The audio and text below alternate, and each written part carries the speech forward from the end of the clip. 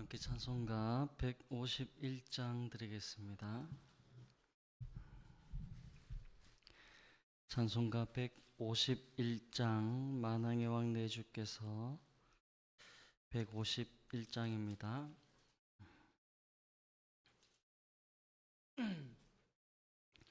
만왕의 왕 내 주께서 왜 고초당했나.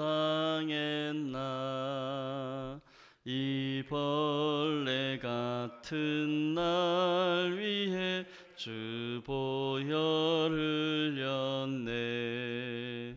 십자가 내가 처음 볼 때에 나의 맘에 큰 고통 사라져. 오늘 믿고서 내 눈 밝았네. 참 내 기쁨 영원하도다. 주 십자가 못 박힘은 속죄함 아닌가. 그 긍휼함과 그 은혜 말할 수 없도다. 십자가 내가 처음 볼 때에 나의 맘에 큰 고통 사라져. 오늘 믿고서 내 눈 밝았네. 참 내 기쁨 영원하도다. 늘 울어도 그 큰 은혜 다 갚을 수 없네. 나 주님께 몸 바쳐서 주의 일 힘쓰리. 십자가 내가 처음 볼 때에 나의 맘에 큰 고통 사라져. 오늘 믿고서 내 눈 밝았네. 참 내 기쁨 영원하도다. 아멘. 사도신경으로 신앙 고백 드리겠습니다. 나는 전능하신 아버지 하나님 천지의 창조주를 믿습니다. 나는 그의 유일하신 아들 우리 주 예수 그리스도를 믿습니다. 그는 성령으로 잉태되어 동정녀 마리아에게서 나시고 본디오 빌라도에게 고난을 받아 십자가에 못 박혀 죽으시고 장사된 지 사흘 만에 죽은 자 가운데서 다시 살아나셨으며 하늘에 오르시어 전능하신 아버지 하나님 우편에 앉아 계시다가 거기로부터 살아있는 자와 죽은 자를 심판하러 오십니다. 나는 성령을 믿으며 거룩한 공교회와 성도의 교제와 죄를 용서받는 것과 몸의 부활과 영생을 믿습니다. 아멘. 하나님 말씀 누가복음 9장입니다. 누가복음 9장 18절에서 27절까지 말씀입니다. 신약 성경 105면 누가복음 9장 18절에서 27절까지 말씀 한 절씩 교독하겠습니다. 제가 먼저 9장 18절 봉독하겠습니다. 예수께서 따로 기도하실 때에 제자들이 주와 함께 있더니 물어 이르시되 무리가 나를 누구라고 하느냐. 대답하여 이르되 세례 요한이라 하고 더러는 엘리야라 더러는 옛 선지자 중에 한 사람이 살아났다 하나이다.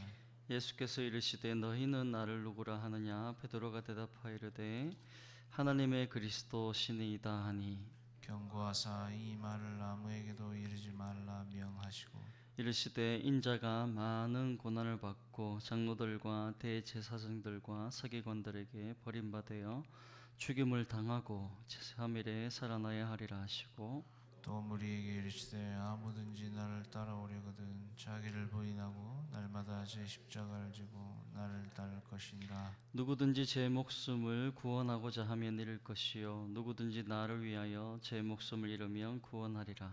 사람이 만일 온 천하를 얻고도 자기를 잃든지 빼앗기든지 하면 무엇이 유익하리요.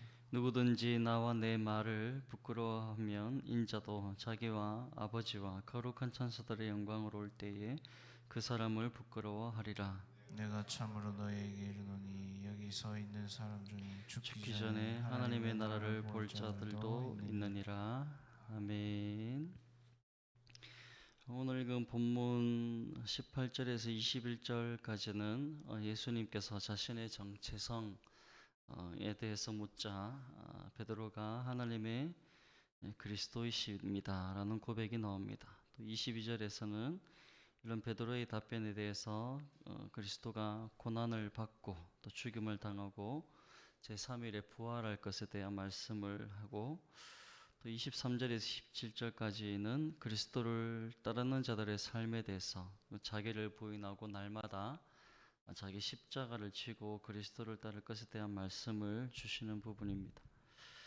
첫 단락 18절 말씀해 보시면 예수께서 따로 기도하실 때 제자들이 주와 함께 있더니 물어 이르시되 우리가 나를 누구라고 하느냐 대답하여 이르시되 세례 요한이라 하고 더러는 엘리야라 더러는 옛 선지자 중에 한 사람이 살아났다 하나이다. 예수께서 대답 이르시되 너희는 나를 누구라고 하느냐 베드로가 대답하여 이르되 하나님의 그리스도시니이다 하니 경고하사 이 말을 아무에게도 이르지 말라 명하시고 라고 말씀하고 있습니다. 우리는 예수님을 어떤 분으로 인식하고 있느냐 하는 것입니다. 베드로의 고백, 예수는 하나님의 그리스도십니다 라는 고백을 새벽기도 나오시는 모든 분들은 이 고백을 진심으로 하고 있는 줄 믿습니다. 중요한 것은 이 고백은 누구나 할 수 있는 고백이 아니라는 겁니다. 오늘 본문에도 예수님에 대한 평가 19절에 보시면 세례 요한이다, 엘리야다, 또 옛 선지자 중에 한 사람이 살아났다라는 그런 고백들이 있기 때문입니다. 당시 사람들은 예수님의 정체를 제대로 알지 못하고 수많은 추측과 오해에 빠져 있었습니다. 이건 오늘날에도 마찬가지입니다. 사람들은 예수님을 단지 어떤 기독교의 창시자, 또 선한 사람, 또 위대한 사상가, 또 해방가 등으로 평가합니다. 그래서 오늘 베드로의 고백처럼 예수님을 하나님의 그리스도, 다시 말해 우리 죄를 구원하러 위에 오신 메시아, 구원자라고 아는 것은 모든 사람에게 허락된 것이 아니라는 겁니다. 본문에 나오지 않지만 다른 공간 복음에서는 이 베드로의 고백에 대해서 이것은 어떤 고백이냐? 예수님께서 마태복음 16장 17절에 예수께서 대답하여 이르시되 바요나 시몬아 네가 복이 있도다 이를 네게 알히는 혈육이 아니요 하늘에 계신 내 아버지시니라. 예수께서 구원자이시고 우리의 죄를 구원하러 오신 메시아라는 이 사실을 안 것은 사람의 힘으로 되는 것이 아니라 오직 하늘에 계신 아버지께서 허락된 지식이라는 말씀입니다. 따라서 우리가 예수님을 그리스도시요 주님으로 고백하는 것, 또 하나님을 아버지라 부르고 기도하는 모든 것들이 어떤 나의 지식과 또 나의 지혜로 된 것이 아니라 하나님의 은혜로 된 것임을 우리는 믿어야 할 것입니다. 따라서 이러한 영적인 지식, 구원의 지식을 은혜를 주신 것에 대한 감사와 또 예수님께서 바요나 시몬아 네가 복이 있도다, 다시 말해 구원의 은혜를 받은 것만 해도 영원히 갚을 수 없는 복을 받은 줄로 여기고 우리는 다른 세상의 것들을 구하는 욕심과 정욕들을 내려놓는 믿음의 길을 걸어가야 할 것입니다. 두 번째 단락 22절에 보면 이런 그리스도가 누구신가에 대한 답변 이후에 순환에 대한 예고의 말씀이 나옵니다. 22절 보시면 이르시되 인자가 많은 고난을 받고 장로들과 대제사장들과 서기관들에게 버림받아 죽임을 당하고 제3일에 살아나야 하리라. 베드로의 이 신앙 고백이 예수님이 그리스도로서 세상의 구원자라는 사실을 확인하는 것이었다면 22절의 예수님의 대답은 그 구원의 방법이 무엇인가를 밝히는 말씀입니다. 당시 유대인들은 메시아가 전능한 구원자, 빛나는 갑옷의 기사 같은 모습으로 오실 것이라고 믿었습니다. 예수님의 사역도 권능으로 귀신을 쫓아내고 또 풍랑을 잠재우고 오병이어의 기적을 베풀고 또 죽은 자도 살리는 이런 이적들을 일으키자 사람들은 당연히 예수님을 그런 메시아, 능력의 메시아, 그래서 왕으로 삼고자 했습니다. 제자들도 예수님이 메시아의 직권으로 기적을 일으키셔서 로마의 압제에서 유대 민족들을 구하고 새로운 이 지상 국가를 건설할 것으로 믿고 따랐습니다. 하지만 예수님은 이런 사람들이 기대하는 정반대의 길을 걷기를 말씀하십니다. 많은 고난을 받고 권력자들에게 버림을 당하고 죽임을 당하고 이런 메시아는 당시 예수님을 따르는 제자들에게는 실패한, 패배한 수치스러운 메시아로 보였을 것입니다. 하지만 예수님의 이 마지막 말씀에 보시면 제3일에 살아나야 하리라. 오늘날 우리들도 믿음의 생활을 하는 가운데 예기치 못한 고난이나 어려움과 또 고통을 만나면 내 신앙이 패배한 것이 아닌가, 또 내 인생이 패배한 것이 아닌가라는 수치스러움과 절망감이 몰려올 때가 있습니다. 그럴 때 오늘 예수님의 이 말씀들을 기억해야 할 것입니다. 우리의 기대와 하나님의 뜻이 다를 수 있고 또 우리가 원하는 방법, 소망이 있고 하나님께서 합력하여 선을 이루시는 방법이 다를 수 있는 것입니다. 그러나 모든 성도들의 길은 결국 예수님의 말씀 제3일에 살아나야 하리라. 즉 모든 신자의 길은 승리의 길, 부활과 영광의 길임을 믿고 우리는 그러한 고난과 어려움 속에서 믿음을 지켜나가는 싸움들을 해나가야 하는 것입니다. 마지막 단락 23절에 보시면 또 우리에게 이르시되 아무든지 나를 따라오려거든 자기를 부인하고 날마다 제 십자가를 지고 나를 따를 것이니라. 누구든지 제 목숨을 구원하고자 하면 잃을 것이요 누구든지 나를 위하여 제 목숨을 잃으면 구원하리라. 사람이 만일 온 천하를 얻고도 자기를 잃든지 빼앗기든지 하면 무슨 유익이 있으리요. 누구든지 나와 내 말을 부끄러워하면 인자도 자기와 아버지와 거룩한 천사들의 영광을 올 때 그 사람을 부끄러워하리라. 내가 참으로 너에게 이르노니 여기 서 있는 사람 중에 죽기 전에 하나님의 나라를 볼 자들도 있느니라. 예수님께서 말씀하신 고난과 거절, 버림받음과 죽음이라는 모든 것들을 포괄하는 단어가 바로 십자가입니다. 예수님은 그리스도가 십자가를 지고 갔듯이 그를 따르는 제자들도 십자가를 지고 따를 것을 요구하고 계십니다. 이 요구는 그렇게 했으면 좋겠다가 아니라 그렇게 해야 된다라는 당위성에 대한 말씀입니다. 저와 여러분들이 예수님을 그리스도라고 고백하는 믿음의 사람들이라면 십자가는 당연한 것으로 여겨야 하는 것입니다. 십자가를 부끄러워하는 것, 그 사람은 참 제자가 아니라라고까지 26절에 말씀하고 있습니다. 참 제자는 어떤 사람입니까? 자기를 부인하는 사람입니다. 자기를 부인한다는 것은 하나님의 뜻에 자기의 의지를 온전히 내어드리는 복종을 의미합니다. 자신의 의지를 주님께 내어드린다. 이건 몸이 원하는 대로 사는 것이 아니라 거룩함을 이루기 위한 절제와 또 깨어있는 근신하는 믿음이 있어야 합니다. 이런 사람들은 술을 끊고 담배를 끊고 하는 그런 저급한 수준의 제자도가 아닙니다. 예수님께서 참 하나님이심에도 불구하고 인간의 몸을 입고 자신을 낮추어 제한된 인생의 삶을 사시고 모든 일에 근신하고 절제하며 살아갔듯이 예수를 고백하는 모든 우리 신자들도 범사의 모든 일에 자신을 낮추고 근신하고 절제하는 근본적인 태도와 자세를 말하는 것입니다. 언행심사라고 하죠. 우리의 말이나 행동이라 우리의 마음가짐, 생각을 하는 것까지도 우리는 거룩한 하나님의 사람들로 세상 사람들과 구별된 그러한 모습으로 살아가야 하는 것입니다. 자기를 부인하는 것, 사도 바울은 고린도전서 15장 9절에 이렇게 고백합니다. 나는 사도 중에 가장 작은 자라. 나는 하나님의 교회를 박해하였으므로 사도라 칭함받기를 감당하지 못할 자니라. 그러나 내가 나된 것은 하나님의 은혜로 된 것이니 내게 주신 그의 은혜가 헛되지 아니하여 내가 모든 사도보다 더 많이 수고하였으나 내가 한 것이 아니요 오직 나와 함께 하신 하나님의 은혜로라. 우리의 고백이 동일한 고백이 되어야 할 것입니다. 나는 신자라 칭함받기를 감당하지 못할 사람입니다. 하나님, 나는 하나님의 자녀라고도 칭함받기 감당하지 못할 사람입니다.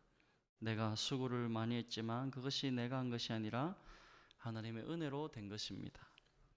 이것이 바로 자기 부인을 하는 사람들의 삶일 것입니다. 두 번째로 참 제자는 제 십자가를 지고 그리스도를 따르는 사람이라고 말씀합니다. 날마다 제 십자가를 진다. 시간이 되면, 형편이 나아지면, 또 내 기분이 좋을 때만 십자가를 지는 것이 아니라 매일 항상 모든 일에 범사에 자기에게 주어진 십자가를 지고 그리스도를 따르라. 그것이 날마다 제 십자가를 지는 삶을 말합니다. 십자가는 고난과 죽음 또 사랑의 희생을 의미하는 단어입니다. 예수님께서 자기 십자가에 대해서 24절에 누구든지 제 목숨을 구원하고자 하면 잃을 것이요 누구든지 나를 위하여 제 목숨을 잃으면 구원하리라. 사람이 만일 온 천하를 얻고도 자기를 잃든지 빼앗기든 자면 무슨 유익이 있겠는가. 다시 말해 세상의 헛된 영광을 얻기 위해서 십자가를 버린다면 그 인생이 얻은 세상의 모든 것 뺏기는 날 무슨 유익이 있겠는가 하는 말씀입니다. 이러한 사람들은 심판의 날에 하나님도 예수님도 거룩한 천사들도 부끄러워하는 인생이 될 것이라고 말씀합니다. 반대로 믿음을 지키기 위해서 그리스도를 믿는 믿음을 지키기 위해서 십자가를 지는 사람, 다시 말해 희생하며 또 박해받으며 고난과 어려움들을 감당하며 그렇게 십자가를 지고 날마다 살아간 인생들은 하나님의 능력으로 구원하시되 주 예수 그리스도께서 다시 오시는 그날에 영광스러운 부활의 영광을 얻게 될 것이라고 약속하고 계십니다. 결국 십자가는 고난과 희생, 죽음으로 끝나는 것이 아니라 부활의 영광이 있고 승리의 면류관이 있고 영생의 영광이 결론되어진다고 약속하고 계십니다. 따라서 저와 여러분들이 오늘의 이 말씀들을 기억하고 예수는 그리스도시요 살아계신 하나님의 아들이시라는 우리의 신앙 고백 위에 예수님께서 많은 고난받고 버림받고 죽음 당하신 것을 기억하고 오늘도 우리 스스로가 자기를 부인하고 날마다 자기 십자가를 지고 참 제자의 삶을 살기를 결단하되 이러한 삶의 결론은 약속하신 생명의 면류관이요 의의 면류관이요 승리의 면류관을 다 받아 쓰는 말씀이 되시길 예수님의 이름으로 축복합니다. 아멘. 기도하겠습니다. 살아계신 하나님 아버지 은혜를 감사드립니다. 예수를 그리스도로 고백하며 하나님을 아버지라 고백하는 것 자체가 우리의 지식으로 지혜로 된 것이 아니라 하나님의 은혜로 된 것이고 이것이 복을 얻은 것이라고 말씀하심을 감사드립니다. 우리에게 영원히 갚지 못할 이 구원의 은혜 베풀어 주신 하나님 아버지, 오늘도 우리가 예수 그리스도를 따르는 자들로서 자기를 부인하고 날마다 자기 십자가를 지고 그리스도를 닮아가며 따라가는 인생 되게 하여 주옵소서. 이러한 삶이 세상을 버리고 또 희생하며 때로는 고난과 어려움이 있을지라도 그러나 이 인생으로 끝나는 것이 아니라 부활의 영광이 있고 영생의 면류관이 있고 승리의 영광이 있음을 알고 믿음을 끝까지 지켜나가는 우리 모두가 되게 은혜 더하여 주시옵소서. 믿사옵고 감사드리며 예수님 이름으로 기도드립니다. 아멘. 하늘에 계신 우리 아버지, 아버지의 이름을 거룩하게 하시며 아버지의 나라가 오게 하시며 아버지의 뜻이 하늘에서와 같이 땅에서도 이루어지게 하소서. 오늘 우리에게 일용할 양식을 주시고 우리가 우리에게 잘못한 사람을 용서하여 준 것 같이 우리 죄를 용서하여 주시고 우리를 시험에 빠지지 않게 하시고 악에서 구하소서. 나라와 권능과 영광이 영원히 아버지의 것입니다. 아멘. 오늘 목요일입니다. 나라와 한국교회 대구 성시를 위해 기도해 주십시오. 대통령 위정자들을 위해서 모든 영역에 주님의 통치가 있게 하시고 믿음의 사람들을 세워달라고, 또 정치가 안정되고 경제가 성장할 수 있도록 북한의 김정은 독재 체제가 정권이 무너지게 하시고 북한의 성도들의 믿음이 회복될 수 있도록, 우리 한국교회 제2의 봉의 운동이 일어날 수 있도록, 또 다음 주부터 시작되는 목요 전도팀 은혜 주셔서 상반기 전도 때 복음의 열매, 영혼 구원 역사가 매일 일어날 수 있도록 도와달라고 우리 주여 한번 부르짖고 기도하겠습니다. 주여.